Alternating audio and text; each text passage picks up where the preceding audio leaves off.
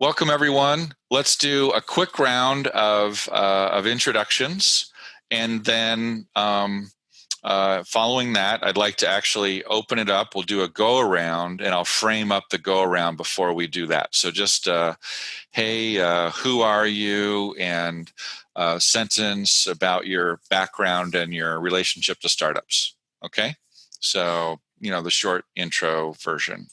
Jade, you start. Okay, so my name's Jade Barker. I got my start in working with food co-ops as a volunteer on a board of directors at my local food co-op. I served on that board for 14 years, and now I do governance and leadership with mostly boards of directors of food co-ops, and I've worked with many startups up till now. So that's me. Thanks, Jade. Thanks for being here. Ben, how about you?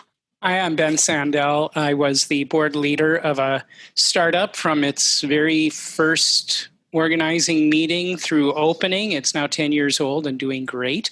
And I work with lots of startups with their governance and leadership development and with capitalization. And that is, I think, what I'll be talking about mostly here today. Okay, thanks, Ben. Leela, greetings. Thanks for coming. Thank you. I'm Leela Klein. I am a board member of a co-op that is about to open its doors any minute called the Gem City Market in Dayton, Ohio.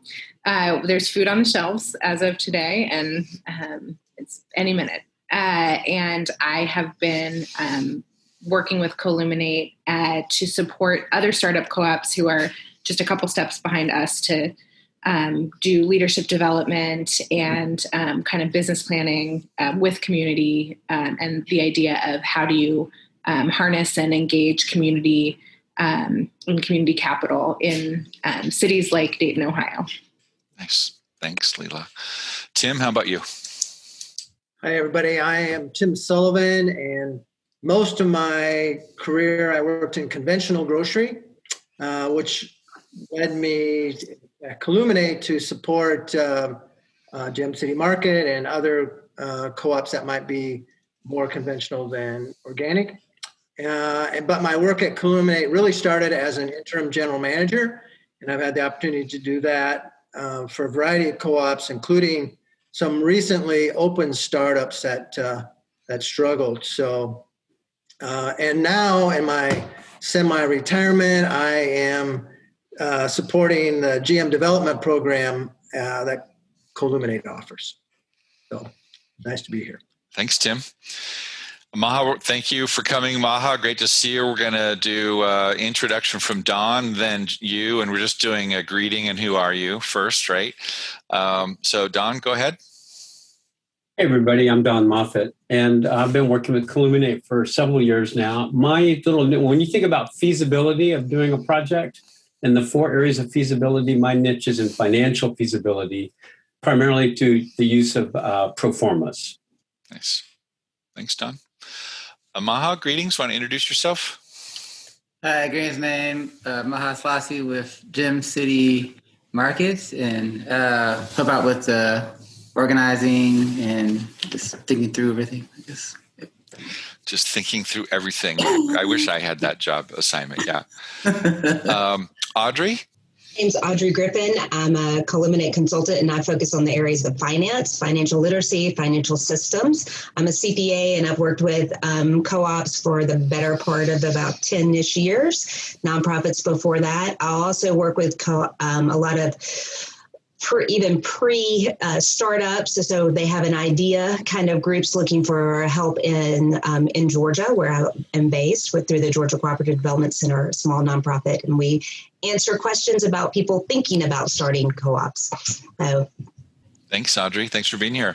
I'm Mark Goehring. I'm the manager of Columinate. We're a co-op of folks who serve co-ops and community organizations.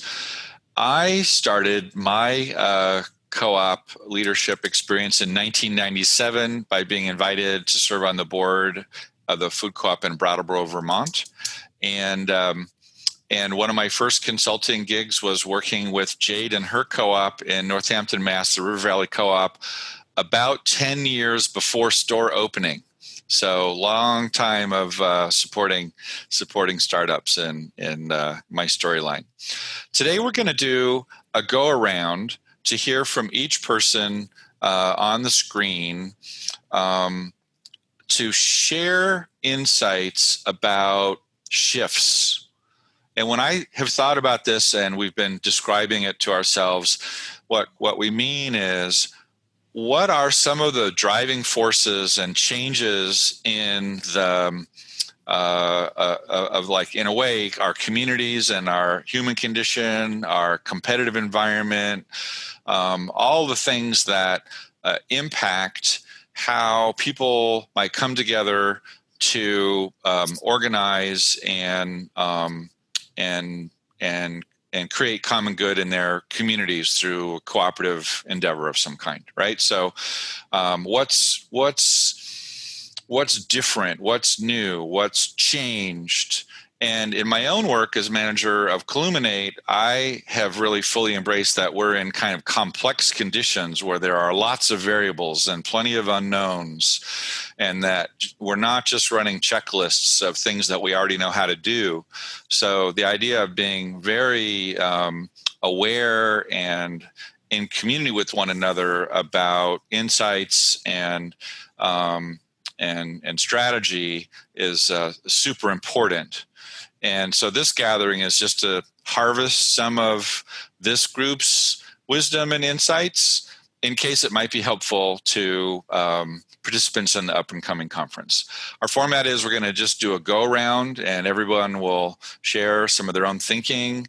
And then we'll take a little time to ourselves kind of ask, gee, what did we hear? What dots would we connect from what we've heard from the other participants? We're going to loosely use the framework of the Four Cornerstones because they are powerful. They don't mean a certain thing like, oh, if we use the Four Cornerstones, we're going to have a certain outcome, because they're actually just key building blocks, right? So it's vision, capital, talent, and systems. And so I'm asking our group, if you want to tag your insight to a cornerstone, awesome. If we don't, it's not. It's no apologies, right? All insights gratefully accepted today. We're going to start off with Jade Barker and then go to Ben Sandell. Yeah, so you're first, Jade. Go for it. Yeah, I'd like to say that feels great to start. It's a little nerve-wracking. So speaking of those four cornerstones, I've been thinking as you were talking, Mark, about some of the changes I've seen in the last, I think I've been volunteering almost 20 years now and working in the food co-op sector. And the change in grocery has been kind of incredible. The consolidation of these big stores and the leaving areas, communities underserved that don't have groceries. And that often those areas are areas that have been already underserved in a lot of ways, a lot to do with some of the racial challenges that our country faces. And that the more, as these, we have pandemic and we have, political unrest and all this, people have been seeing more of the fabric of our system isn't as firm or maybe as just as people had thought. And so a lot of folks I've seen are just really passionate about trying to fix, make society better, fairer, want to sort of make sure everybody gets a fair shake and that they have access, that everyone has access. And I think that what's challenging is, first of all, we are in a chaotic environment, post-pandemic, strange economic stuff, infrastructure, global warming, and grocery, and I know that professionals will talk more about this, who do grocery and not governance, has gotten more competitive and more challenging than ever. And folks are trying to create these organizations to serve their communities in incredibly under-resourced areas. And so what I think about when I think about what my role as a person who is governance systems is really kind of, I think, the place where I step in a lot, and the vision. And how those two come together on the ground in reality.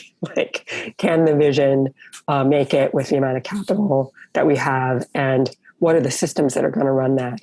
And what I see as a challenge for most of the startups I've worked with is this idea that I had actually, my startup was, oh, we'll build the store and then we'll be done.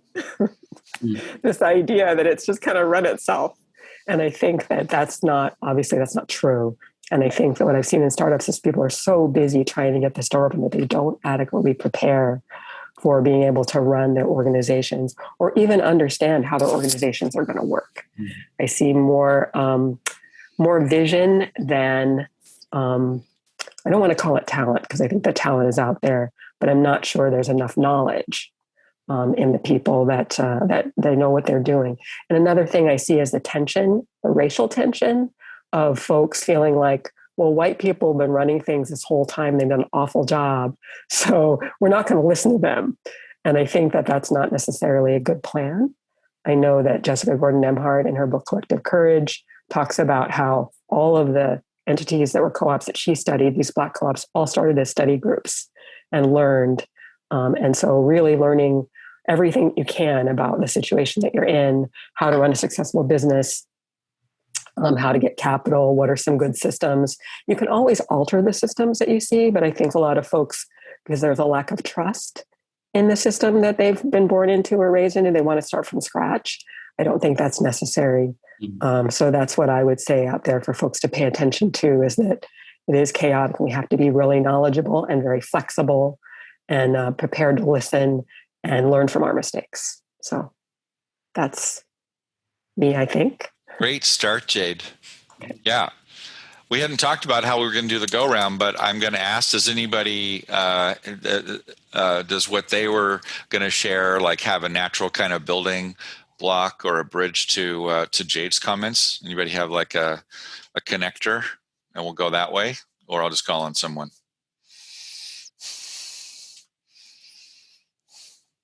Okay, then. So Tim, Audrey, you're up. Oh, well, I don't know if I want to be up the full time, but I did. But what Jade, I do want to echo and support a lot of what Jade had said about that shift into once the store, you prepare for opening a store and then you're not done, then you have to understand how to manage and govern a store, and understanding that in the financials. That's where I focus, is financial systems, and gaining that knowledge and understanding. And so one of the things I've really seen is that during this period of big uncertainty is that when the board members don't understand what their financials really mean, or do not have adequate systems in place to give them the information they need, then managing this store, which is still a new task, right, for a startup, is made even more difficult by not having the information they need. So this one of the things that's really shifted that I put squarely in two cornerstones of not just systems where I normally live, but vision too. How do you get to where you want to go? And the answer to that, most everybody knows, is cash is king. And how do you get there, right? Is that story that you can tell. You're going to achieve that by understanding how what's going on now affects the future. And in terms of cash, I'm not talking about in terms of governance or any of those things. I can't speak to that, but really in terms of cash, do you have the cash you need? So when Jade was talking about, projects being undercapitalized, really understand, and Don's going to talk about pro formas, but really understanding those pro formas. And if you don't, knowing who and where and how to reach out, and not just assuming that somebody else is taking care of that you as a board member need to have a working knowledge, and you need to own how much you know or know you need to learn, because not everybody, very few people that I work with are accountants, and they don't have business degrees, and they don't understand taxes, and they don't really know how debits and credits, but they do know enough to understand how to ask questions. And they do. The good board members are the ones that will reach out and look for various resources. Accounting is the language of business, and being a co-op is a very small part of that. So business advisors in general can help you understand the business and the financials of the co-op, how to manage cash. And we say these words like cash projection and cash forecasting and stuff like that. And that sounds really scary, I think, to a lot of people. And when you talk about financials, I realize that a lot of times you bring with that the baggage of how you grew up. If you grew up with means or lacking means, a lot of the conversations that you have, your ability to trust other financial systems and trust the numbers in front of you, you bring your history with you. And so in a startup, I think it's so important for the board members to have that training and have that time to learn and develop their understanding. Because otherwise you manage co-op finances and you see the way that you manage your own, which may or may not be the best thing for the co-op. And there's just a lot for everybody to learn. So to know that it's not don't just shut down when people start talking about finances or the pro formas or how things happen, but to really take that and grab a hold of it and make sure that, work to get a certain level of confidence and comfort with it, because you've all most everybody on a board has managed cash and projected cash at some point in their head. Like if you've ever said to yourself, hey, I'm not going to pay this bill right now because we have to pay rent next month. That's called a cash projection, right? That is what that is. And so we're all used to doing that. And you can all get used to doing that on a bigger scale and get a certain level of comfort with it. But it does take that digging in and really studying and really learning and really reaching out to see what resources are available to you. And I've seen that become more and more important with the small, not just with the small co-ops, but the co-ops that have brought it to that place and are now managing through very uncertain times. That's where really the focus has shifted to, and where I get a lot of questions, because they need help. They need to have those strong systems in place, and the deficiencies in your systems will pop out in turbulent times. Audrey ended by talking about turbulent times, and I think that's really, for the longest time, we've been able to operate in a world that has been largely stable, remarkably stable. And our industry in particular, but the grocery industry is going through tremendous changes right now, and very rapidly. Changes in the way in forms of payment, changes in the way people interact with the grocery store. We see more online ordering. We see more people don't want to come into the store, and people are beginning to think, you know what, maybe picking them up on the curb isn't such a bad deal. Now, a lot of people are still going to want that in-store experience, and I think that's one of the things that we can do is continue to provide community gathering place, the hub in the community people want to come to. But these are all important trends that we can no longer depend on our experiences to inform our vision. We have to have an open mind. We have to ask questions. What will work?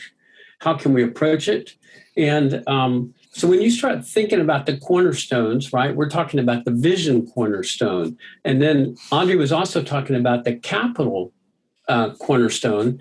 The thing that we do, that Audrey and I do when we start looking at financial feasibility is really, and if you were in my workshop yesterday, I had a couple of them, but we were talking about vision and the impacts on the finances. And the reason is that everything that you do, everything that you imagine doing in the store that you're planning is going to have a financial impact. It's an implication. And so we've got to get all that into the pro forma that Audrey was talking about so that we can look at, what is cash going to do over time? And can the co-op afford to pay for all of the capital that it needs in order to open the store in the first place? And that's going to be true whether you're doing sort of the co-ops we've seen over the last 30 years, the natural or organic co-ops, or the co-ops that are more recent and older, which were all more in the conventional food lines. And so all those things are going to have to be addressed over time. But the main thing to think about is that we're no longer in a time of stability.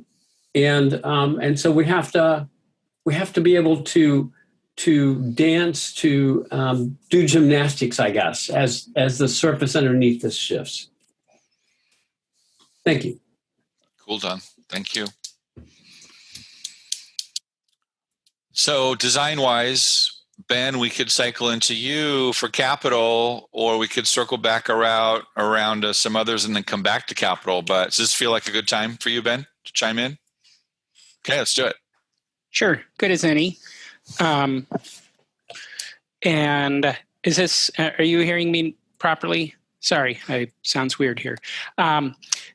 So yeah, I'm going to be talking about capital, that cornerstone, maybe from a little different perspective. I work with a lot of groups on finding community capital, so helping them find money both from their owners, but also from other sources locally within their community, some a little further afield.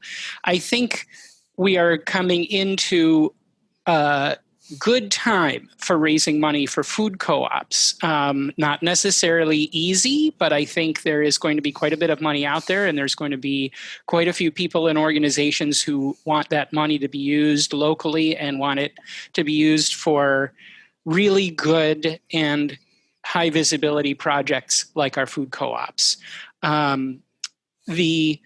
Even though perhaps you and I did not financially benefit from the last 4 years and from the pandemic, a number of people have, both in our communities and nationally, and quite a bit of money is flowing into a variety of different organizations and funds, and there are possibilities out there. There's possibilities from good people who want to take the money that they've accumulated during this period and put it into amazing projects, and there's also money that's for people who perhaps want to feel better about their where they've been the last few years and want to use that money for extraordinary good.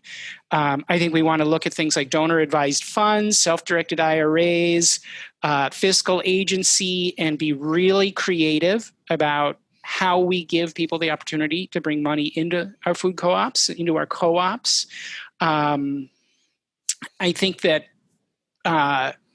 over the past 4 years and more, there's been a lot of disillusionment with some of the larger national political and business and banking powers out there, which is causing a lot of people to think about how can I more directly get my money doing something good in my community. And our co-ops are ideal for that.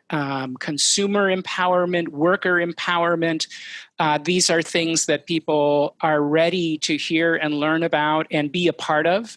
And so I think that's going to be very helpful for finding money. I think it's going to be very important for us to tell our stories, embracing the value of our co-ops, embracing the value to our community and to our society. And from a, just kind of a practical nuts and bolts perspective, as we emerge from the pandemic, there are going to be fewer restaurants in all of our communities.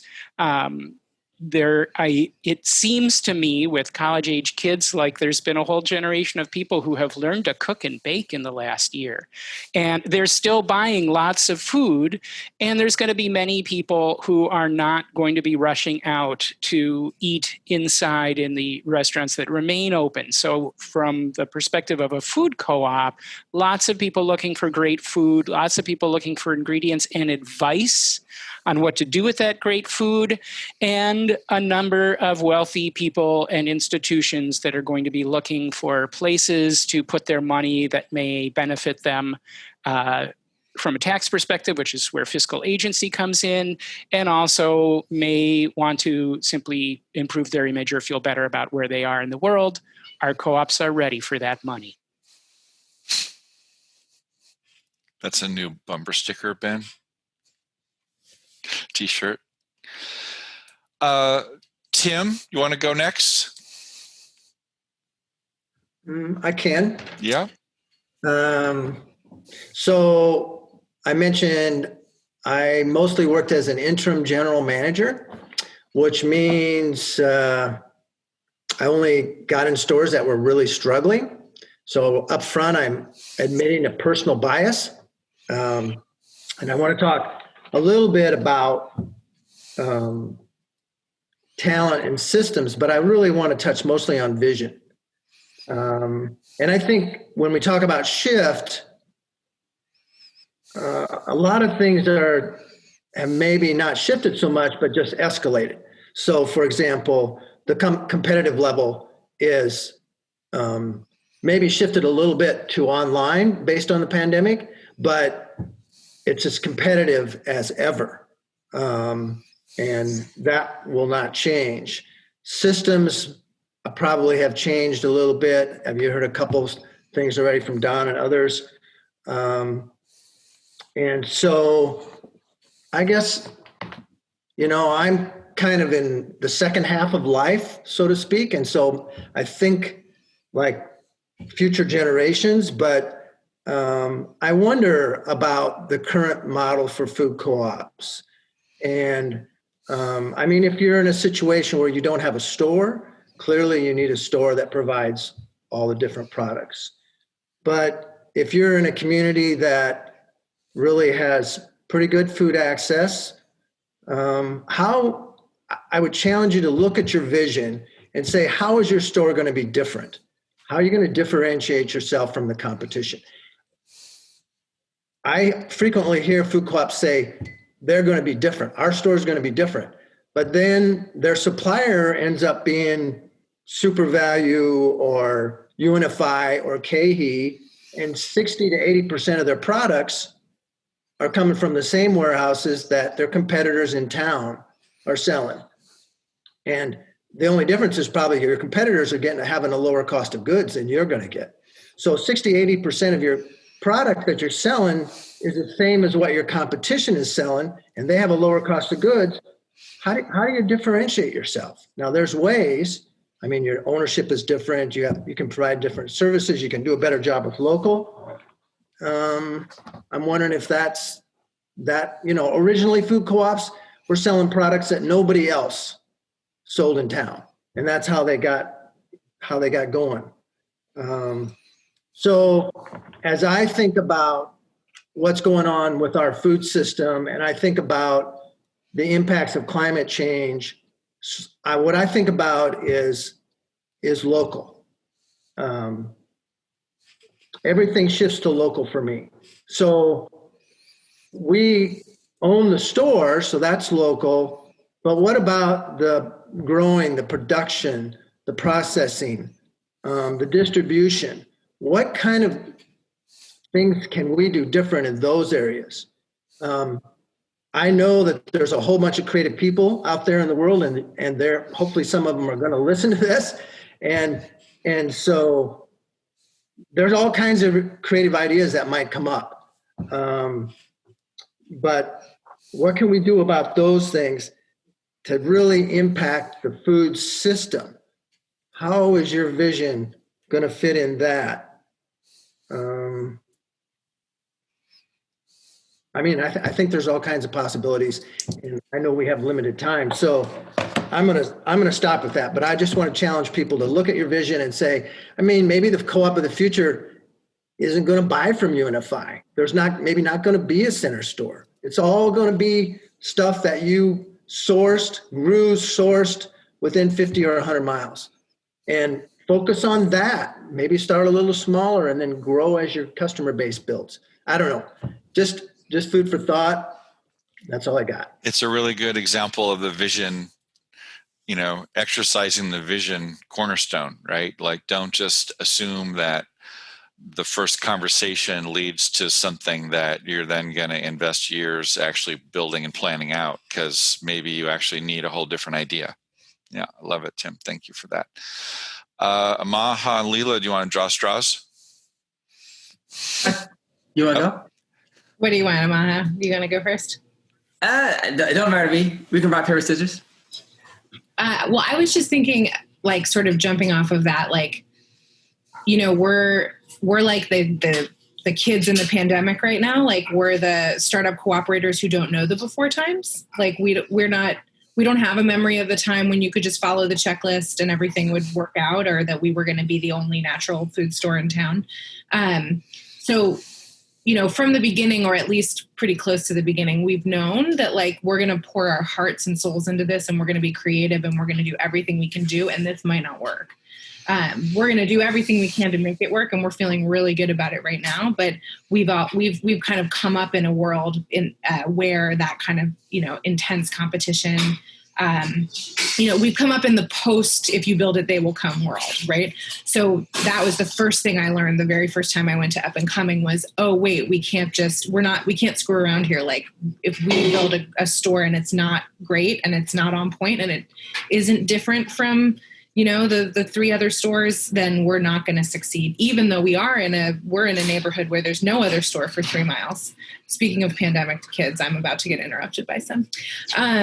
But we've had to be really creative. We've had to master the pivot and be willing to kind of sit in the uncertainty and trust that, Jade talked about, there's a lot of talent in our communities. There might not be as much knowledge of this specific industry, but there's a lot of talent.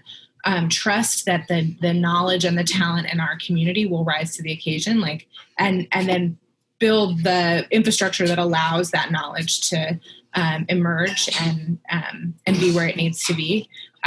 So we've, I feel that I don't know the shift as much as I know, the after the shift, or we're in the middle of the shift, but it does feel very complex, and we have had to get creative. We're in a relatively low wealth neighborhood, and having to be creative about how do we mobilize capital? How do we build opportunities for solidarity from those people in our community who have means and who, as Ben said, are looking for ways to give impactfully and locally. And we've experimented with PRIs and with donor directed funds and some impact investment and new market tax credits. And we've learned so much, that hopefully we'll be able to, use more than just this one big time. But I see that in some of the co-ops that we're supporting now, is that they just, by necessity, they're extremely creative because they have to be. I'm growing a hat. There you go. Nice. That's awesome. Okay. Was that a wrap for now, Leela? Yes. I think that was a nice, better note than that. Yeah. Nice crowning moment. Yeah. Amaha, what's on your mind? It's hard to follow. I don't have a Dory behind me to back me up. But I'm thinking about what Don said about the extreme change right now. And I even think I remember in school learning about Kroger's and there's some other store that were they were kind of the same, and then Kroger's became the supermarket and the other one didn't, and now we don't know. I can't remember the name because it's not here no more, right? And so to me, I think the change is kind of exciting, because I think that so much change is happening that we're being forced to reimagine. Because it's not going to be what it was, and I think we're fighting for what we're moving into, and so then how do co-ops own that space? You know what I mean? How do we be part of the solution for where humanity is trying to go? And, I know online is picking up and all of these things. But at the same time, I got a feeling almost how people are going back to records. I think people are going to come out of this and they're going to want, authentic public spaces. They're going to want to have places where we can have that authentic relationship because, we've been separated for so long and, we're social by nature that I think how do we capitalize on this moment and really build something for people to be able to come and gather and to shop and to connect with your neighbors and to meet new people, and it's interesting because I think it was Tim that mentioned the nobody else before, and you said that nobody else with the natural foods, but I guess like what is our nobody else now? Our market is inside of a area that has food apartheid, where there's lack of access to fresh fruits and vegetables, and you're seeing more and more African-American communities realizing that, they're not coming in our community. We're going to have to do it ourselves, and so it's how are we providing, walking with the community for our own self-determination, and so I definitely see that being a trend. Like Lila said, we're new to the pond, but like from what I've been seeing and hearing, I definitely see a shift more towards stepping back into what our elders did before. Like when Jade mentioned collective courage and co-opt out of necessity. You know what I mean? The African American community is in a necessity moment again. Because it's like, if we don't take care of our health, who's going to? So like how we can provide that answer, but at the same time, how are we healing the racial wounds in society?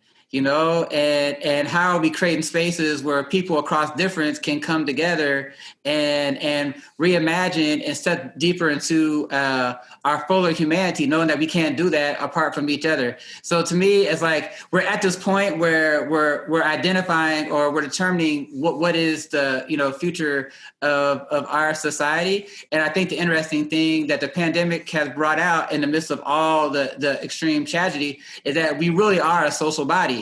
That what affects one affects the other. We have that single garment of destiny, and so how are we acknowledging our shared future and building it in? And so to me, it's like how as co-ops do we live out the ideal of a co-op? Because sometimes we can be the name of a thing and not the thing, right? And so like how are we actually living into our values and increasing our cooperation? And one thing that Leland and I always talk about, like one of our superpowers is we're good at building collaborations. I mean, like we're continuously reaching out to other organizations and building collaboration, and we have something small and it keeps building out, and I think that's the future, the whole notion of collective impact, all these things. And so how do we situate our co-op inside what is the community's transformation? That's why, at the market, we say, we're not just, we're not just a co-op, we're more than the market, we're a movement, and so like, how is the market situated inside of the larger transformation happening in your community to be part of the answer, to be part of the alternative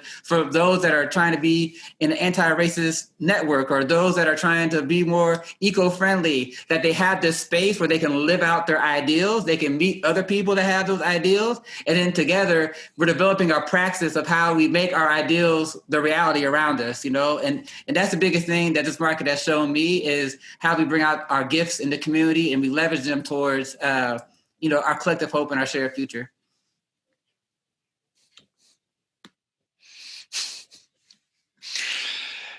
Well, and there's no one, I mean, this is the to Tim's point of like, that there's no one what is the thing that no one else is doing? Like no one is sitting in the Kroger boardroom thinking about like, how do we live into our values? How do we like, how do we build around us? How do we collaborate? How do we go deeper into our communities? Like that is, no offense to Kroger, but that's us. Like that's what we're doing. That's different. Mm-hmm. And then to tie that back to Ben, that becomes part of our narrative that we have to develop to tell people why they need to be investing in your co-op. That's your narrative that you need to come up with. Mm-hmm. That's good. A couple of phrases that I've been thinking a lot about lately and have been really informing my work are the ideas of community ownership, community association, community enterprise, community impact. And all of those terms are embedded in the definition of what it means to be a co-op. But sometimes I think that when we talk about a food co-op, we're going to do a food co-op, people immediately picture a certain thing, a certain kind of store, a certain kind of product in the store, a certain kind of, that it's a cliche in a way. And I like abstracting up from it and really going after these other terms of community ownership, community enterprise, community impact, and have that be kind of my own cornerstone for what helps me build a vision out of those things. Or if I'm working with people, it's like those are the things that we could build from And not to say that being a food co-op isn't awesome, and that obviously everybody wants one in their community or in their neighborhood or whatever, but it also comes with a certain amount of baggage of what it means and it looks like. And I'm like, okay, well, let's just like take that away and then go back to, what has been talked about here through different, voices of Maha's version or Tim's version, or is like, it's really about what is a thing that would really help our community, the people living in this neighborhood, be better off. Like, what is it that we can do together that's, maybe impossible to do solo, that would create well-being among us, right? And I think we've said that in a few different ways, right? Now, having said that, it doesn't mean that you have to start off with a blank piece of paper and figure stuff out from scratch, because like people here have figured out a lot about what if it's going to be a store. Okay, well, here are the key things that we need to be really great at to be a store if we're going to be this thing or that thing. It's like not like, it reminds me of early natural food co-op stories of when they did accounting by the astrological signs. I mean, or they didn't price products, they just had a box out, or they priced products based on what it costs and people could pay whatever. I mean, there was a lot of experimentation in earlier decades that maybe we need to go through a whole nother round of experimentation, or maybe we could say, no, we actually have figured some things out. We haven't figured some other stuff out, and that's where the vision today is so important about, and it's almost, neighborhood level work of what is the thing that's going to help us. So anyway, I really am inspired to be involved in the conversation today, because it's such interesting work and that such high potential for the hundreds of people who are involved in startup co-ops to go, just want to have something better for their community, right? So like you said, Tim, a lot of smart people out there trying to figure it out. And yet, it's really, in some ways, part of the work is a checklist, part of it isn't. Part of it's actually community conversation and really imagining something that just might not be around the corner, right? So that's my spiel. Check, right? Something that you made me think about is, and kind of going off what Tim said earlier too about, I think participation is so important, and like Lila said, it's not that, you build it and they will come, it's we build it and we will come. And like, it was interesting. I was doing an interview with somebody, and the person that was interviewing us was so excited about the market. She said, and she tried to pull it back and said, no, you said it exactly. It's we, right? And that's what we want to get in our communities, is this notion of we did this thing, like we had our cleanup before we opened last week, and like, seeing like our early volunteers when people doubted that we ever get this done and whatever, seeing everybody there and like just their overall joy and like this notion that like we did this, right? And like what that does to a community, because I'm just convinced that hope is what activates the gifts, right? And so when we expand our we, and we say that like we did this thing together, it's a whole different dynamic than like just bringing in a store into a place, because we're co-creating, we're co-imagining. And so like the participation is important. And, like we've been, helping out other co-ops across the country. And where I see the big gap is if you don't have someone organizing, then it's like they're moving along at a pace that can bring despair a little bit. You know what I mean? Like people get hopeless because it's like they don't see a lot of action or a lot of momentum, and I'm just thoroughly convinced that it's having an organizer that can help continue to galvanize and and attend the meetings and all these things is really necessary to get the momentum and to expand that weed. You got more people engaged and involved. Thanks. Yeah, we only have a couple minutes left, and I wondered if one or more of us want to connect a few dots. I do. Two dots in particular. One, the if we build it, they will come really never worked. Pre-pandemic, it was not a good idea. It has always been, if we build it, we will show up. We will make it happen. And maybe that's even more so now, or maybe we're more aware of our we than we used to be. But that was one thing I wanted to kind of call out there. I probably was connecting one dot, thing. Ben, but that's, one dot is well connected. Yeah. The we is important. Any other dot connecting?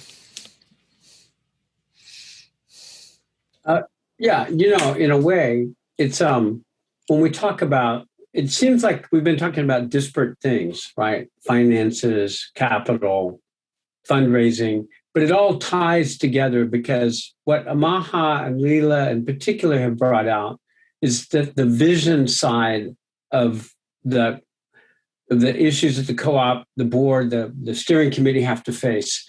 And then what Audrey and Ben and I have been talking about, and Tim, really has been about like bringing that vision into reality and figuring out how we gonna monetize it. I'm sorry to use the term, but that's exactly what it is. How do we raise the money that we need? How do we know if the what we're envisioning is going to work financially? How do we get funds that we don't have to repay when we do startup? And so the vision feeds into the capital. The need for the capital helps drive the creation of the narrative about the vision, and it's all, part and parcel. I remembered my second dot too. Oh, good. It follows off of something that Amaha said. It is, these projects take forever to get our co-ops open. And it can be really hard to maintain that sense of optimism, hope, belief in the good of people in our communities. I happen to, given where I tend to interact with a lot of groups starting co-ops, I'm often talking to them at a point where they maybe are feeling stagnant and depressed and have not seen a lot of progress happening. And I think that's where things like Up and Coming is so amazing and powerful, and just generally like the momentum is from the movement. So even if your co-op is at a slow point or has some problems, get the energy from Dayton opening, from Fredericksburg opening, from Friendly City, which opened 10 years ago, expanding, from Durham, which opened less than 10 years ago, also growing and changing and evolving. That's where we have to really keep getting our energy from, I think, is looking at each other, realizing we are part of this movement, and that, it's going to take a while, but if we keep plugging away and doing a good job, there's no guarantees, but that's the only way you're going to get a co-op in your community is if you keep plugging away. But definitely tap into that communal energy of all the other co-ops doing amazing things around the country. Second dot. Nice. What I would add to that is, and really be on the lookout for the innovation, the thing that no one has done before. What Tim was saying really resonates with me. If we might not be building, we probably ought not be building the stores that were open 10 years ago. There's probably not the same store that's needed now and in the next 10 years. So what does that mean, and what does it look like? What are the implications of that? So listen, we're just about there. How about anybody else have a parting comment to share with folks before we sign off?